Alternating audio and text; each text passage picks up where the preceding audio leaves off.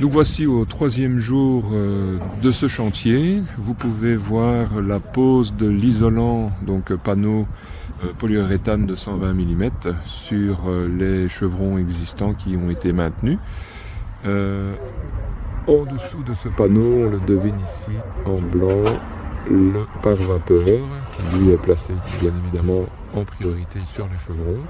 Viennent ensuite les panneaux d'isolant sur lesquels on place une sous-toiture qui est cette toile grise que vous pouvez voir à ce niveau-ci.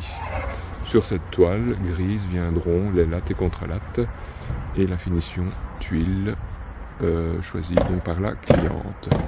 Petite particularité de ce chantier, au début il y avait une corniche en façade avant. Le souhait de la cliente a été de la modifier en une gouttière.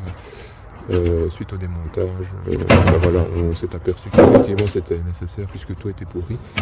Donc à la fin de ce chantier, il n'y aura donc plus de corniche en façade avant, mais bien une gouttière, comme chez le voisin de droite et de gauche.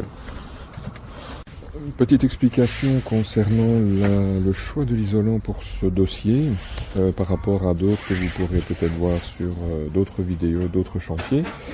Nous utilisons deux types d'isolants pour les toitures, soit les isolants appelés sarking, avec intégration de la sous-toiture directement sur le panneau d'isolant, ou alors ce genre de panneaux qui ne sont pas pourvus de sous-toiture directement, pour simplement une raison de coût.